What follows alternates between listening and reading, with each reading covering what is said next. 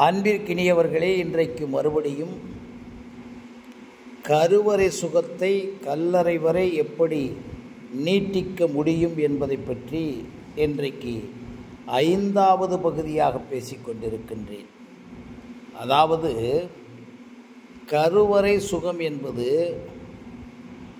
மெய்ஞானப்படி நிர்விகல்ப சமாதி நிலை. அது விஞ்ஞானப்படி alpha to theta, theta to டெல்டாவினுடைய அதிர்வலை உள்ளது.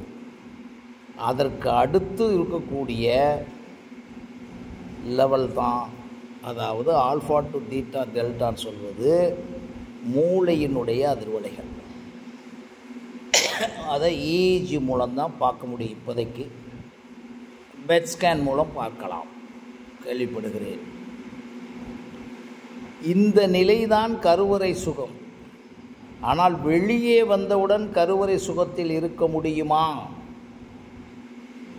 நீங்கள் முயற்சி செய்தால் ஸ்டெப் பை ஸ்டெப்பாக அதே கருவறை சுகத்தில் இருந்து கொண்டு, அதாவது உங்களுடைய எண்ணம், உங்களுடைய அறிவு, உங்களுடைய நுண்ணறிவு, உங்களுடைய பகுத்தறிவு, உங்களுடைய மரபணு திறன் அறிவுகள் அனைத்தையும் இந்த ஈஜியான கருவறை சுகத்திற்குரிய மூலப்பொருளான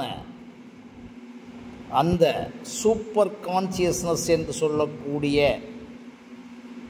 அதிநுண்மென் உணர்வுகளோடு, அதிர்வலை உணர்வுகளோடு, அதாவது டோட்டலி எதுவும் மற்ற இருக்கும் நிலை. இதெல்லாம் சொல்லும்போது உங்களுக்கு இதெல்லாம் எப்படி சார் முடியும்னு சொல்லுவீங்க. கிடையாது. அதைத்தான் ஆன்மீகத்தில் என்ன சொல்கிறாங்க, கர்மயோகம் என்பது தான் நம்முடைய பிறப்பினுடைய ரகசியம். அதாவது கர்மயோகம் என்பதால் நீங்கள் கொடுக்கக்கூடிய, பெற்றிருக்கக்கூடிய, செய்து கொண்டிருக்கின்ற, நினைத்து கொண்டிருக்கின்ற அல்லது தூண்டப்பட்டிருக்கின்ற அத்தனை செயலையுமே ஜென் சொன்னது மாதிரி, ஒரு டீயை குடிக்கும்போது கூட அந்த டீயை மட்டும் அதே மாதிரி வேறு ஒன்றும் இல்லை, எந்த டைவர்ஷன் இல்லாமல் எதை செய்கிறோமோ அதற்குள்ளே, அதைத்தான் நாங்கள் தியானமற்ற தியானம் என்ற ஒன்றில் சொல்லுவோம். எந்த செயலை செய்கிறோமோ அந்த செயலுக்குரிய பொறிகளோடும் பொருட்களோடும் உறுப்புகளோடும், உதாரணமாக நான் உங்கள்கிட்ட பேசிக்கிட்டு இருக்கேன்னா இதை மட்டும்தான் நீங்கள் பார்க்க வேண்டும். பொறிகளோடும் புலன்களோடும் உறுப்புகளோடும் அந்த செயலை மட்டுமே நினைத்து அந்த செயலுக்குரிய நேரத்திற்குள், ரொம்ப முக்கியமான விஷயம், எந்த விதமான சலனமும் இல்லாமல், சலனம் வந்தால் கூட அதை எண்ணத்தால் இருத்தி மறுபடியும் அதற்குள்ளே வந்து அந்த செயலையே தியானமாக நினைத்து ஒழுங்காகவும் உண்மையாகவும் செய்து முடித்தலே தியானமற்ற தியானம் என்று சொல்லுவோம். இந்த இடத்துல நேரம் கரெக்டாக செய்யணும், அந்த நேரத்திற்குள் செய்யணும், அதை மட்டுமே நினைத்து செய்யணும். இதுதான் கர்மயோகம். அதில் என்ன முக்கியமான விஷயம், அப்படி செயல்படும் போது எந்த விதமான எக்ஸ்பெக்டேஷன், இதை அடைந்து விடலாம் அதை அடைந்து விடலாம் என்று இல்லாத ஒரு நிலைக்குள் இருந்து செய்தது கர்மயோகம். அப்படி யாரும் செய்ய மாட்டாங்கன்னு சொல்லுவாங்க. அதை எப்படி சார் செய்ய முடியும்ன்றுவாங்க. அதெல்லாம் நமக்கு மேட்டர் இல்லை.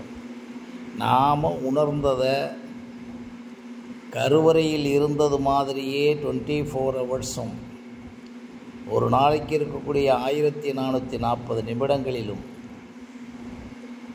86,400 செகண்ட்களிலும் உங்களால் முயற்சி செய்து ஸ்டெப் பை ஸ்டெப்பாக கொண்டு வர முடியும்.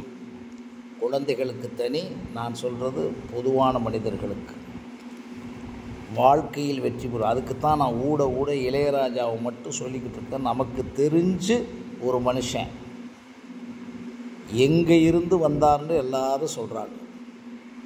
அவர் மிகவும் மிகவும் மிகவும் பின்தங்கிய ஒரு இனத்திலிருந்தும் வந்தவர் என்று சொல்கிறாங்க.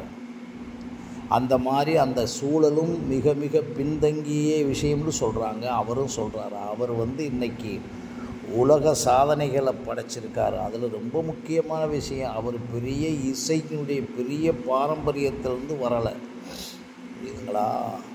அப்போ இதை அவர் செஞ்சிருக்காரு என்பது என்னுடைய கணிப்பு.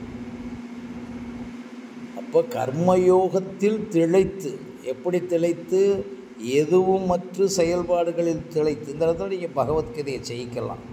அதில் இருக்கு இல்லைன்னு விமர்சனம் பண்ணிக்கிறாங்க. கடமையை செய்வதில் இருந்து அந்த இடத்துல ஞான யோகத்தில் முகிழ்த்து. அப்படின்னா என்ன? ஆராய்ந்து அறிந்து இது உண்மையானதா, இது அன்பிற்குரியதா, இந்த உண்மையும் அன்பும் செய்வதால் ஒவ்வொரு செல்லும் பாதிக்கப்படுகிறதா என்பதையெல்லாம் சிந்தித்து அதுக்கு பிறகு ராஜயோகத்தில் நீங்கள் காரியம் பண்ணணும்.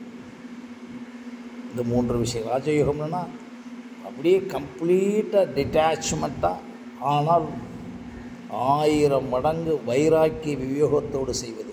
இந்த வார்த்தைகளெல்லாம் சொல்லும்போது ஏதோ பெரிய விஷயம் கிடையவே கிடையாது. இளையராஜா பண்ணியிருக்காருன்னு சொல்கிறேன். அதே இருக்கக்கூடிய ஒரு நாட்டு நடக்கக்கூடிய ஒரு பொண்ணு செய்யும் சொல்கிறேன். அதே நேரத்துக்கு ஒரு பொண்ணு தலையில் நீங்கள் பானையை வச்சுக்கிட்டு அசையாமல் போகும்னு சொல்லி நடந்து போகும்போது தண்ணீர் தூக்கி வச்சு, இதெல்லாம் நீங்கள் இப்போ இன்றைக்கி பேலன்சிங் பார்த்தீங்கன்னா யூடியூப்பில் அடே அப்பா, ஒரு தலைக்கு மேலே தலையை வச்சு அந்த தலையிலேருந்து அவர் பேலன்ஸ் இருக்கார், இவர் வச்சுருக்கார். அது மாதிரி 1000 பேலன்ஸ் வந்துருச்சு இன்றைக்கி யூடியூப். அதாவது இது தலைக்கு மேலேன்றது சின்ன விஷயம், அதுக்கு மேலே ஒண்டர்ஸ்லாம் பண்ணுறாங்க. அதெல்லாம் இதில் நான் எடிட் பண்ணி பண்ணும்போது அதை போட்டாகணும். இப்போ இதெல்லாம் எப்படி நடக்குது? பேலன்சிங் தானே.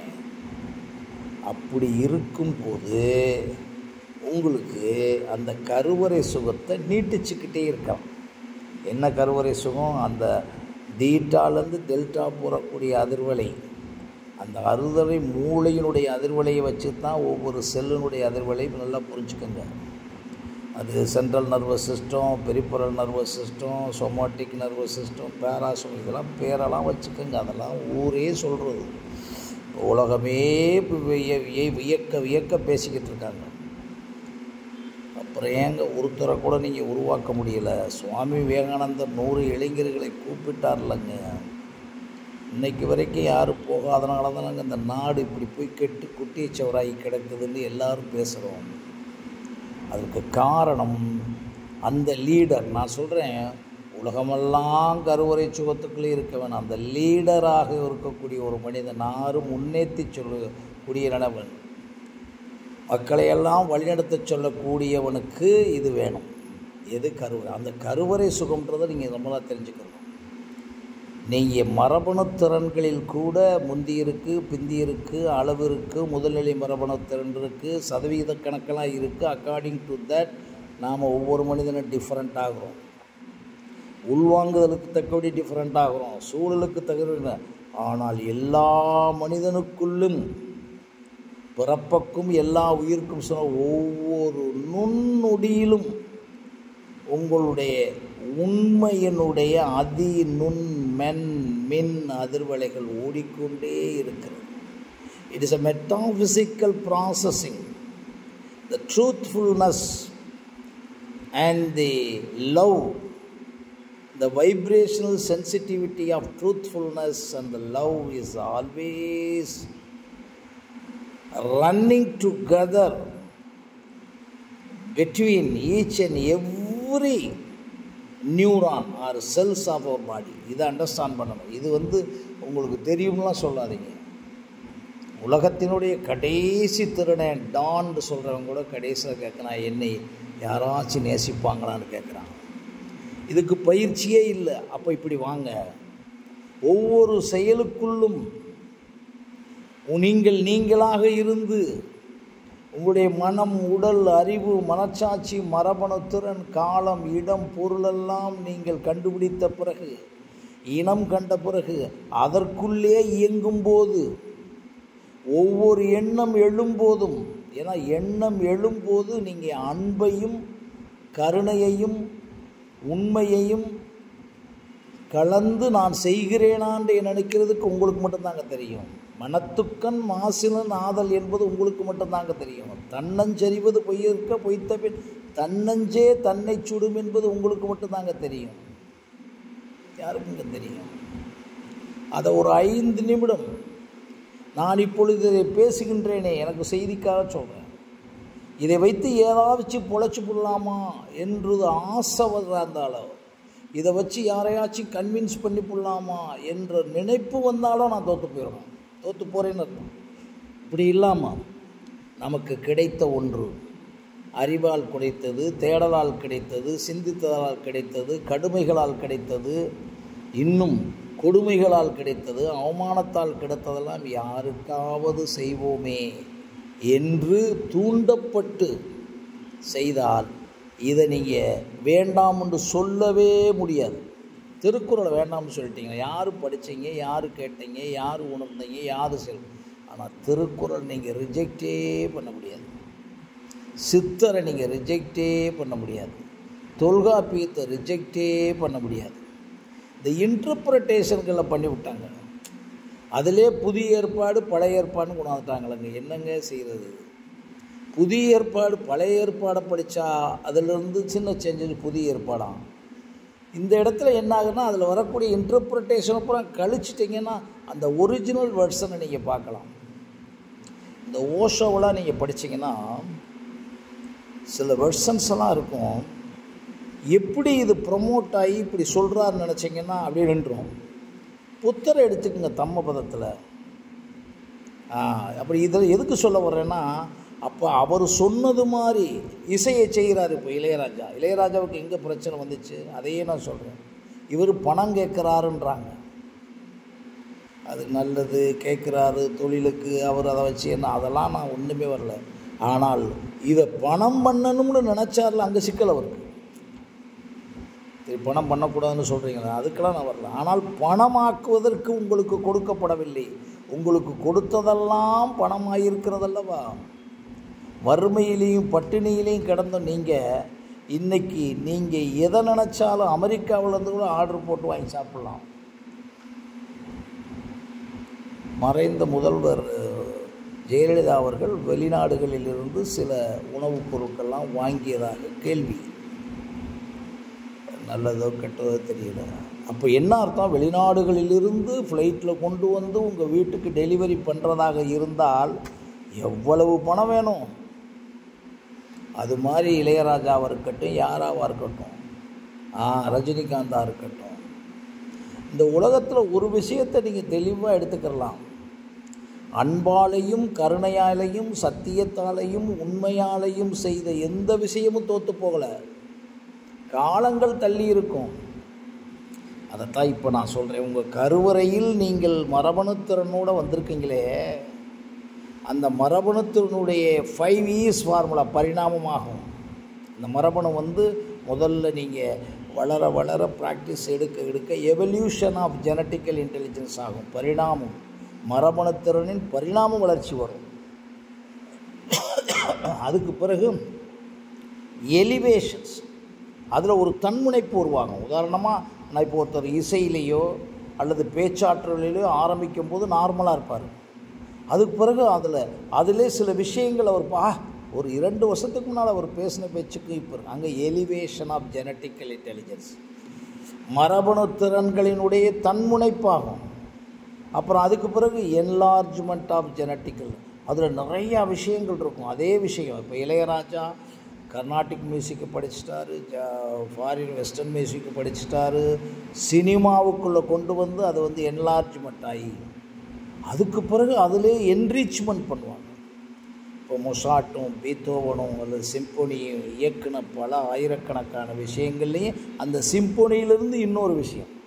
நீங்கள் அவரே சொல்கிறார் இல்லைங்களா, அவருடைய இசையில் சிம்பொனியை நான் முதலிலே தெரியாமலே அப்ளை பண்ணியிருக்கேன், தெரிந்து அப்ளை பண்ணியிருக்கேன், இதில் சிம்பொனி இருக்குன்றார் இல்லையா, நமக்கு தெரியாது. அப்போ இது என்ரிச்மெண்ட். அதுக்கு பிறகு தான் என்லைட்டன். இந்த விஷயத்தை யாரும் அடித்து கொள்ள முடியாது. மொசாட் பீத்தோவனை அடிச்சுக்கிற முடியாது. நம்பர் 1. அதற்கு பிறகு ஒன்று வரும், ஆனால் என்லெஸ்.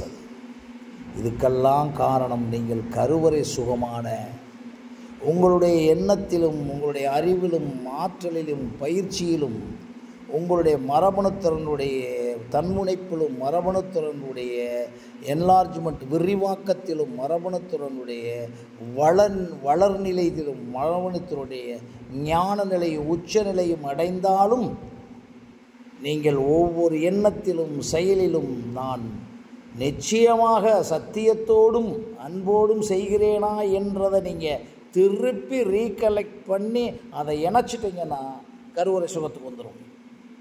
அது இல்லாமல் நான் செய்கிறேன், நான் அவார்டு வாங்குறீங்க. ஒருத்தரெல்லாம் அவார்டு வாங்கிக்கிட்டே இருக்கார், இன்டர்நேஷ்னல் அவார்டு அவருடைய துறையில் வாங்கினார். அது என்ன இருக்குது, அவார்டெல்லாம் வாங்குறதில்லைன்ட்டாங்க, ரைட். அதை பற்றி நமக்கு பேச, பட் அதெல்லாம் மேட்டரே இல்லை.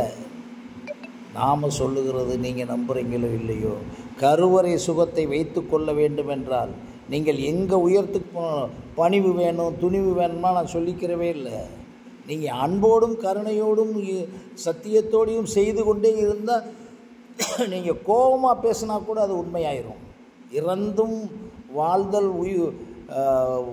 இறந்தும் வாழ்தல் வேண்டின் பறந்து கெடுக உலகியற்றியான்னு சொன்னது என்ன பொய்யாப்ப? சொல்லுங்க. கண்ணகியினுடைய கோபம் பொய்யாது. பாரதியார் ஜகத்தினை அழித்திடுவோம், தனி ஒருவனுக்கு உணவில்லைன்னா ஜகத்தினை அழித்திடுவோம் என்று சொன்ன அந்த வரிகள் பொய்யா? கோபத்தில் அறச்சீற்றம் வருவது பொய்யா? அதெல்லாம் கிடையாது. அறச்சீற்றம் என்பது அன்பும் கருணையும் கலந்தது. அறச்சீற்றம் என்பது அன்பும் கருணையும் சத்தியமும் உண்மையும் மானுடமும் கலந்தது. நீங்கள் புரிஞ்சுக்கிறோம். சும்மா நமக்கு வியாதி வருது. எப்படி வியாதி வரும்? 24 மணி நேரம் பணம், 24 மணி நேரமும் பொறிகள் மட்டும் சுகம், 24 மட்டும் புலன்கள் மட்டும் சுகம். அப்போ பூரா உடம்பு முடிச்சு போடுறது, சம்பாதிக்கிறது பூரா தப்பாகவே சம்பாதிக்கிறது, சம்பாதிச்சுட்டு அதுக்கு பயங்கர விளக்கங்களும் கொடுப்பது. இதில் நான் கொஞ்சம் சொல்லி ஆகணும். இந்த பிராமணர்களை எல்லாம் நீங்கள் என்ன நினைக்கிறீங்களோ இல்லையோ, அவன் எதுலேயும் மாட்டாமல் இருக்கான். நம்ம அவனை உயர்த்தி சொல்லுவது தாழ்த்தி சொல்லணும். அப்போ மாதிரி நீ ஜெயிங்க, அவனை ஜெயிச்சிருங்க, அவனை ஜெயிங்க சார். நீங்கள் அவனை மிரள விடுங்க, அவனை பயமுறுத்துங்க, உங்களை அறிவால் சிந்தனை. சார் கிருஷ்ண பகவான் யார் சார்? பிராமணனா சார்? நாயன்மார்கள் பூரா பிராமணனா சார்? திருவம்பாயில் பேசுனாங்களே அந்த அம்மா ஆண்டாள் பிராமணனா சார்? சரியா எனக்கு இந்த இடத்துல தெரியல. பிராமணனா இருக்க முடியும். சித்தர்கள் பூரா பிராமணனா சார்? திருவள்ளுவர் இன்னும் பிராமண சாதியா சார்? தொல்காப்பியம் அப்படிலாம் பிராமணன்லாம் சொல்லலை, தமிழன் தான் சொல்லிக்கிட்டு இருக்காங்க. அதனால் பிராமணன்ட்டு ஒரு விஷயத்தை எடுத்துங்க. யாரோ வேர்ல்டு ஃபுல்லாக இருக்கக்கூடிய ஏதாவது ஒரு பிராமணன் பிராமணன் மாட்டி ஜெயிலுக்குள்ளே போயிருப்பான் சார். அது கூட ஏதாச்சும் சிவில் வழக்குகளாக இருக்கும். ஆனால் எந்த பிராமணனும் இன்றைக்கி உங்களுக்கு சார் தமிழ்நாட்டினுடைய ரகசியத்தை சொல்லியிருக்கிறேன் சார். ஆடிட்டர் குருமூர்த்தி என்ற ஒரு மனுஷன் டிசைட் பண்ணிக்கிட்டு இருக்கான் சார். அவர் என்ன சார் முதலமைச்சரா சார்? அவருக்கு கிரெடிட் கொடுக்கலாம் விரும்பலை. நான் அவரை பிடிச்சி அவருக்கு சந்தோஷப்படுத்தி எனக்கு ஏதாச்சும் நோ. ஆனால் மனிதன் பிகாஸ் அவன் தொழிலில் இன்னைக்கு வரைக்கும் தப்பு இல்லைன்னு சொல்ல வச்சிருக்கான். அவனுடைய அக்கௌண்ட்டை நீங்கள் எடுத்து பார்த்தீங்கன்னா ஈடியும் போக முடியாது, மாடியும் போக முடியாது, ஏடியும் போக முடியாது. அப்போ ஒரு பிராமணன் பண்ணுறான் இல்லையா, இது எப்படி நீங்கள் இல்லைன்னு சொல்ல முடியும்? அவர்களை உயர்த்தவெல்லாம் வேணாம் சார், அவன் தாழ்ந்தே போக மாட்டான். ஒரு பெரியார் சொன்னார், அவர் என்ன அவங்க எவனாச்சும் ஒருத்தன் ஒரு பிராமண பொண்ணை பாருங்கள், ஒரு பிராமணனை பாருங்கள், எங்கேயாச்சும் மம்பட்டி எடுத்து வேலை பார்ப்பான்னு சொல்லிக்கிட்டே இருக்கீங்க சார். உங்களுக்கு எல்லாம் கொடுக்கப்பட்டுருச்சு. ஐஏஎஸ் கொடுத்தாச்சு, ஐபிஎஸ் கொடுத்தாச்சு, மினிஸ்டர் கொடுத்தாச்சு, அரசாங்கத்தையும் கையில் கொடுத்தாச்சு. என்ன பண்ணி வச்சுருக்கீங்க நீங்கள்? அவன் எவனுமே சீஃப் மினிஸ்டர் அங்கே இல்லை. ராஜாஜி ஒரு காலத்தில் அரசியலில் இருந்தார். இப்போ வந்த ஒட்டுமொத்த அண்ணாதுறையிலேருந்து எடுத்துங்க, காங்கிரஸ்லேருந்து எடுத்துக்கங்க, ஓமந்தூரார்லேருந்து எடுத்துக்கங்க, எவர் பிராமணன் இன்னைக்கு வரைக்கும் நீங்கள் தானே ஆள்றீங்க. இதை ஏன் நான் இடையில சொல்கிறேன்னா, நீங்கள் அதில் வரலை, ஆனால் அவனுக்குள்ளே இருந்ததை, காமராஜருக்குள்ளே இருந்ததை, கக்கனுக்குள்ளே இருந்ததை, காந்திக்குள்ளே இருந்ததை, உள்ளே இருந்தது என்ன இருந்ததுன்னா, ஐயோ நம்ம பொய் பண்ணிடக்கூடாது, ஏமாத்திடக்கூடாது, அந்த உள்ளே இருந்துச்சா இல்லையா? இன்றைக்கி ஏன் சார் காங்கிரஸ் விட்டு இப்படி அலையிறீங்க? பிஜேபி ஏன் சார் பிடிச்சிக்கிட்டு இருக்கான்? ஆர்எஸ் என்ற ஒன்றில் அடிப்படை மூலமெல்லாம் அவங்களா இருப்பாங்க. அவன் சொன்னதை ஃபாலோ பண்ண இவன் தமிழன் இருக்கட்டும், திராவிடன் எவன் போனானோ அங்கே இருக்கவன் பூரா பிராமணனா. இந்த இடத்துல என்னுடைய உணர்வுல பேசுகிறேன், உணர்ச்சியிலெல்லாம் பேசுகிறேன். அவன் சொன்னதை இவன் ஃபாலோ பண்ணுறான். ஆர்எஸ்எஸில் இருக்கவன் பூராமே கம்ப்ளீட் பிரம்மச்சாரியாக இருக்கிறான்னு கேள்விப்படுறேன். அதுக்கு பிறகு பிரம்மச்சாரியத்தை விட்டுட்டு ஒழுக்கம் சார், அவன் ஆராதனை பண்ணணும், பூராதனை பண்ணட்டும், மந்திரங்களை ஓதட்டும், நத்திங் சார். ஒரு பிராமணன் தானே சார், ஒரு பிராமணனை நம்பிய நம்ம குரூப்பு, இந்த குரூப்பு இவன் பூரா போய் அவன் கேட்குறான், செஞ்சான், தமிழ்நாட்டை பிடிச்சி போடுவான்னு மிரட்டுறானா சார்? உங்களுக்கு 50 வருஷம் ஆட்சின்றீங்க சார், என்ன பண்ணிவிட முடியும்? காரணம், நீங்கள் கருவறை சுகத்தில் உங்களுக்கு இறைவன் கொடுத்த, இயற்கை கொடுத்த, உண்மை கொடுத்த, சத்தியம் கொடுத்த அத்தனையும் நீங்கள் காசை வாங்கிக்கிட்டு. ஏன்னா இன்றைக்கி நடக்கிற ஊழல் பூரா ஒரு ஐஏஎஸ் அதிகாரியில் இருந்தக்கூடிய பல ஐஏஎஸ் அதிகாரிகள் தான் சார் கையெழுத்து போட்டிருப்பாங்க, பல ஐபிஎஸ் அதிகாரிகள், பல அதிகாரிகள் சார். அவன் பூரா பிராமணன் கிடையாது சார். எந்த பிராமணன் சார் இன்றைக்கி கிரிமினல் கேஸ் ஆகி தண்டிக்கப்பட்டு உள்ளே இருக்கான் ஜெயிலுக்குள்ளே? சொல்லுங்கள் சார். சும்மா கதை சொல்லிக்கிட்டே இருக்கு. ஒரு பிராமணன் ஒரு இடத்துல இருந்தால் அவன் எப்படி இயங்குவான் தெரியுமா? நான் கிட்டத்தட்ட 100கணக்கான ஆள்களை பார்த்தேன்.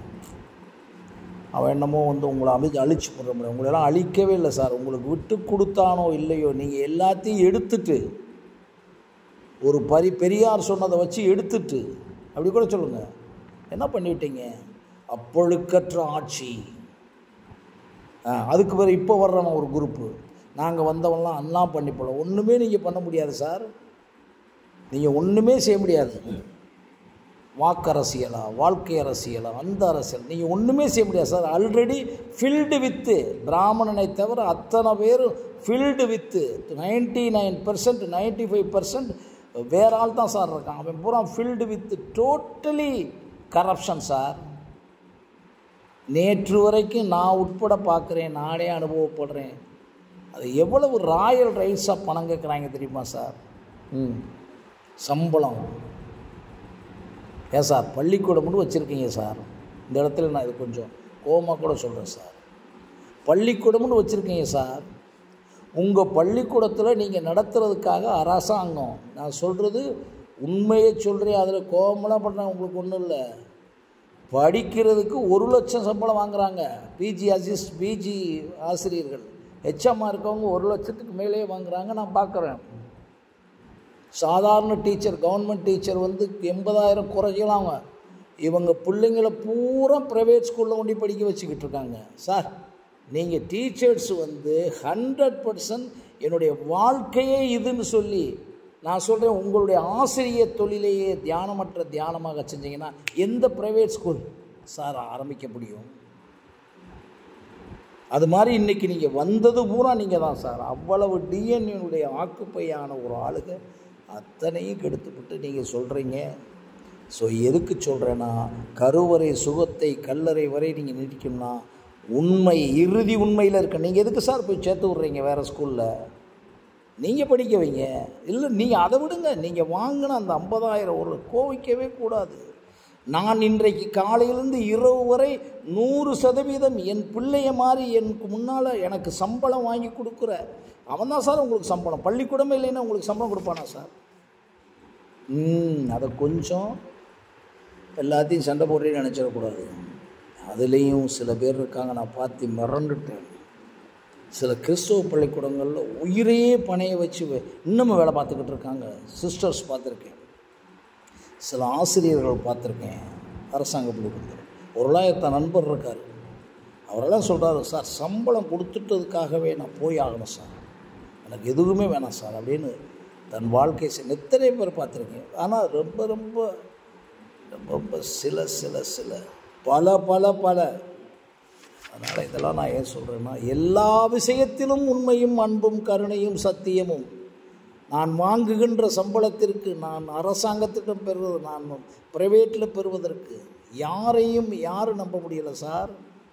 உழவர் சந்தைக்குள்ளே நுழைஞ்சிங்கன்னா அங்கே நம்ப முடியலை, தகவல்லாம் சொல்கிறாங்க. மறுபடியும் சந்திக்கின்றேன். நன்றி, வணக்கம்.